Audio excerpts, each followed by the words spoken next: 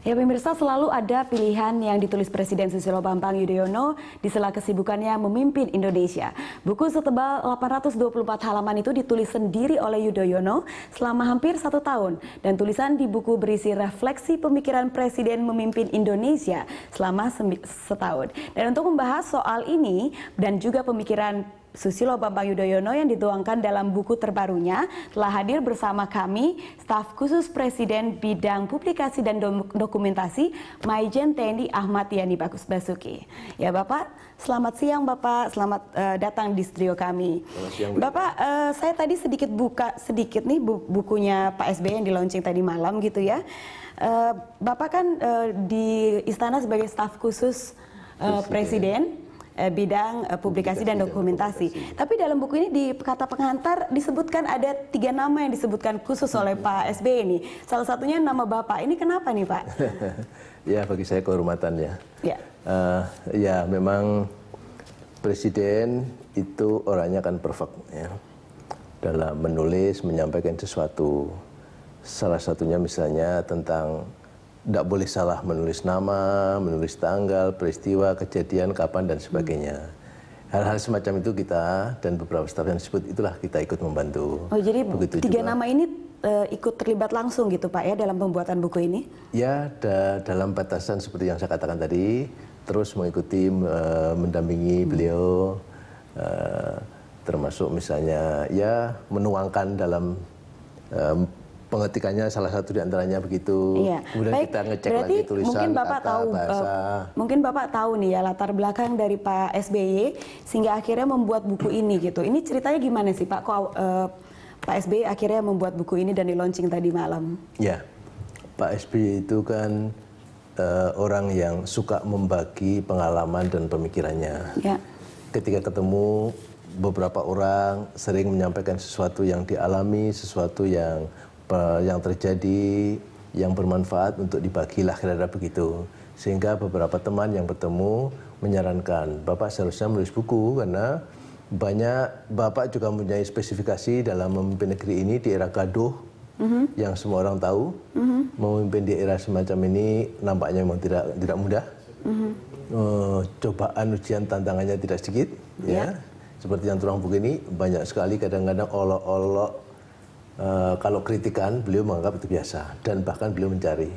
Tapi kalau sudah olok-olok itu juga biasa. Tapi kalau sudah fitnah itu memang kadang-kadang juga sangat mengganggu ya. Dan itu wajar ya oleh siapapun. Jadi dari kemauan Bapak SBY sendiri atau awalnya karena banyak teman-teman yang mendorong untuk bikin buku Pak? Banyak teman-teman yang mendorong dan sebetulnya beliau pernah mengatakan bahwa ya nggak pas lah saya menjadi presiden kok nulis buku. Pekerjaan yang lain masih banyak. Tapi juga beberapa teman mendorong, kalau itu Bapak tulis setelah jadi presiden, mungkin tidak berkontribusi yang lebih maksimal bagi kepentingan yang lebih luas dalam proses-proses demokrasi semacam ini kan. Kalau Mbak Ira baca itu ya menurut saya itu kalau orang ingin juga berbuat lebih, patut juga untuk membaca dan belajar di situ karena pengalaman-pengalaman itu bisa orang yang terkejut gitu ya. Karena tidak semuanya terlihat di permukaan, Mbak. Suka duka itu. Jadi sebenarnya isinya dari buku ini lumayan tebal ya Pak, dibuatnya ya, lumayan 800-an halaman ini. Berapa bab Pak?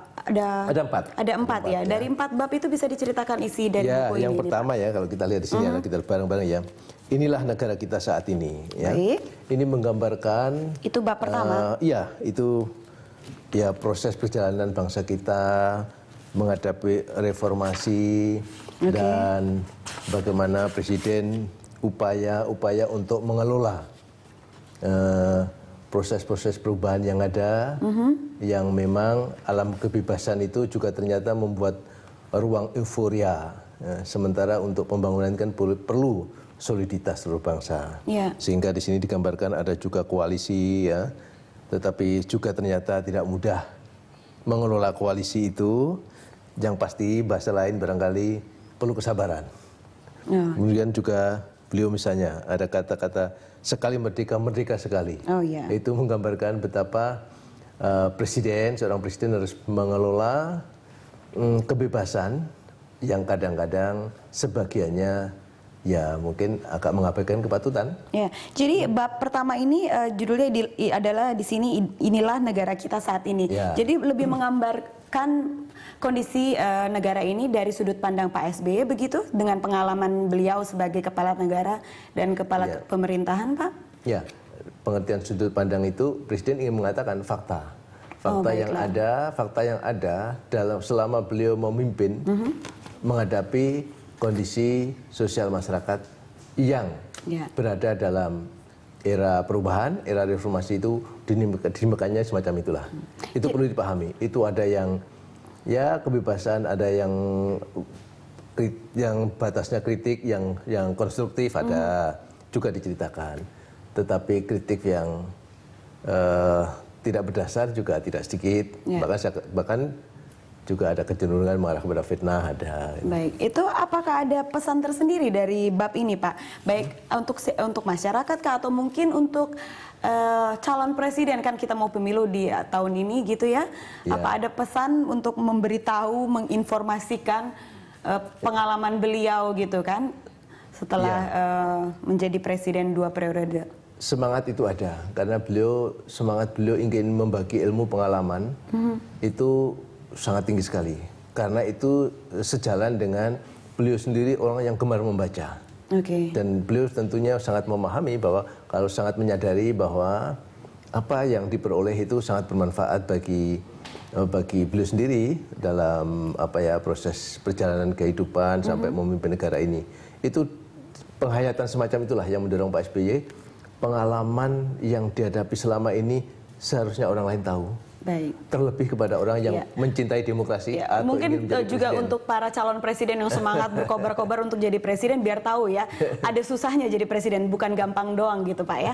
Baik Pak, kita tahan sebentar, kita jeda dulu. Ya pemirsa, kita akan kembali pada dialog setelah jeda berikut ini.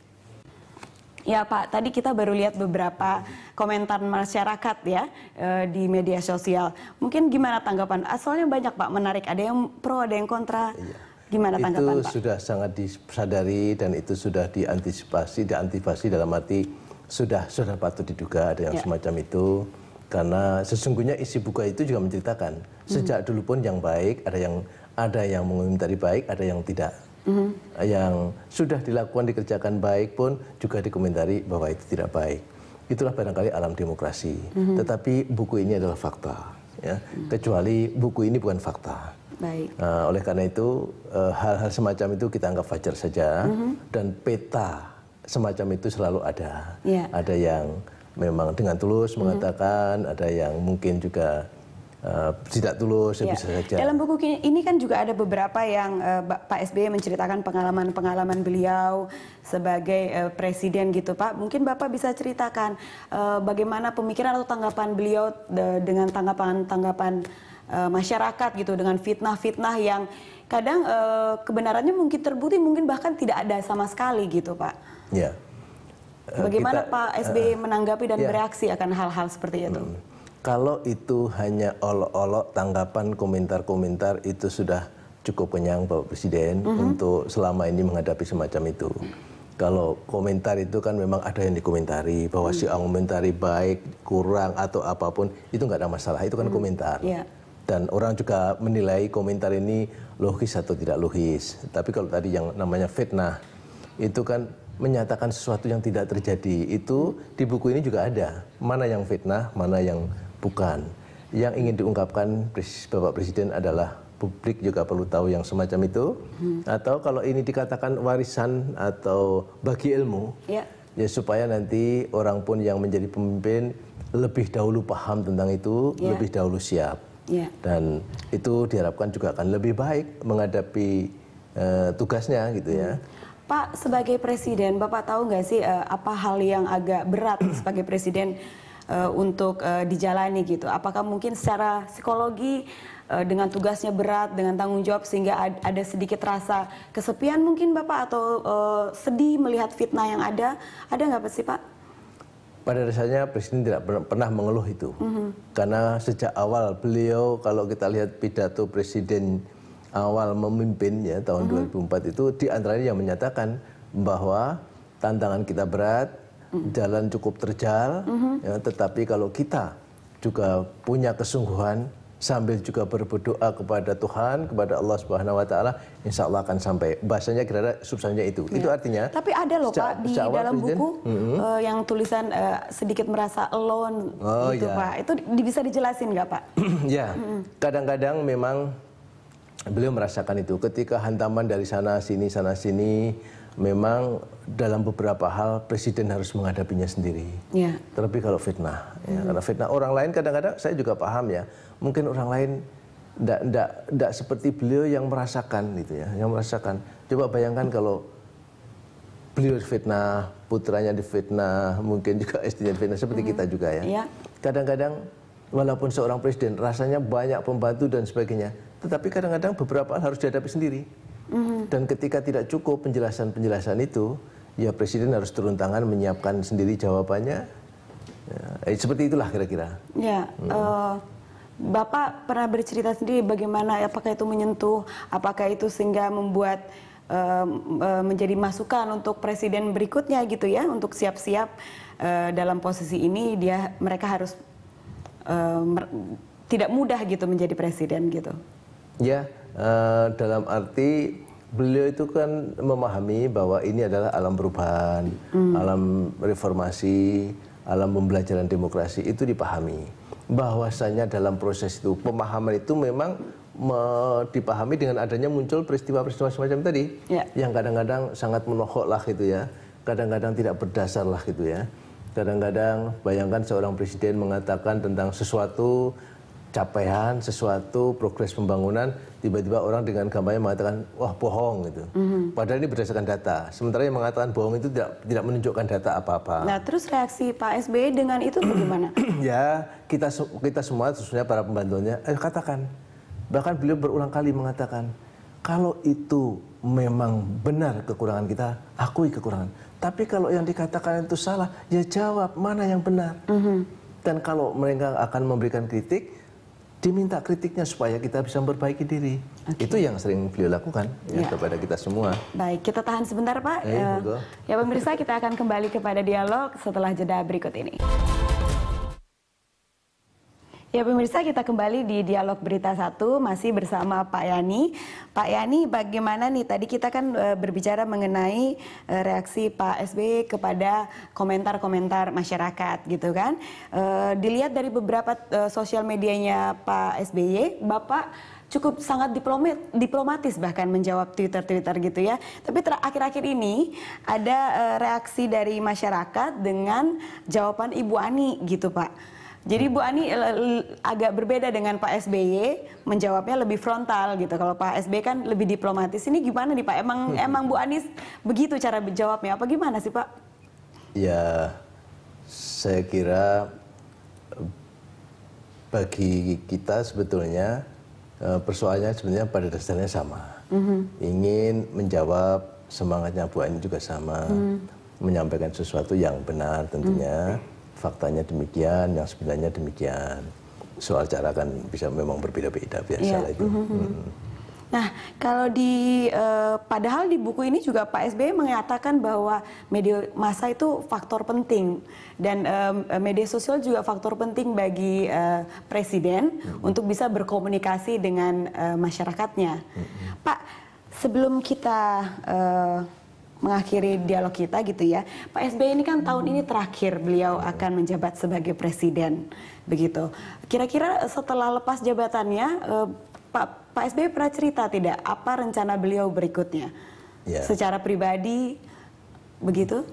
Yang secara spesifik sudah nyatakan adalah beliau ingin mengakhiri tugasnya ini dengan baik dan selanjutnya ingin menjadi warga negara yang baik. Beliau tentu ingin mengkontribusikan, mendedikasikan dirinya sesuai dengan peluang dan keadaan yang ada bagi bangsa dan negara itu. Dengan apa itu? Dengan cara apa tuh Pak? Ya tentunya nanti secara spesifiknya jadi apa? Atau mungkin mau bisnis atau mau mengajar?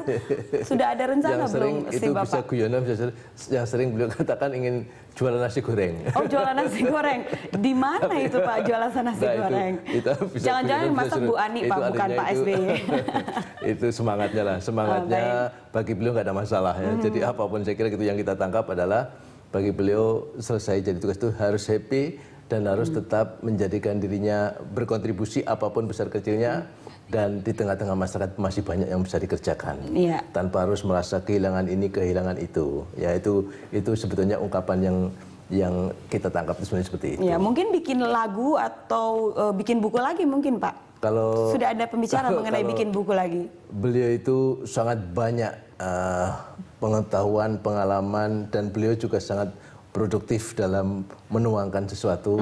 Itu saya kira sesuatu yang pasti akan dilakukan oleh beliau. Belum ada rencana buku kedua apa kapan gitu, Pak? Beliau autobiografi mungkin? Kalau beliau sering mengatakan buku ini bukan dan belum autobiografi, itu berarti pada saatnya barangkali ya. Tapi secara spesifik belum disampaikan.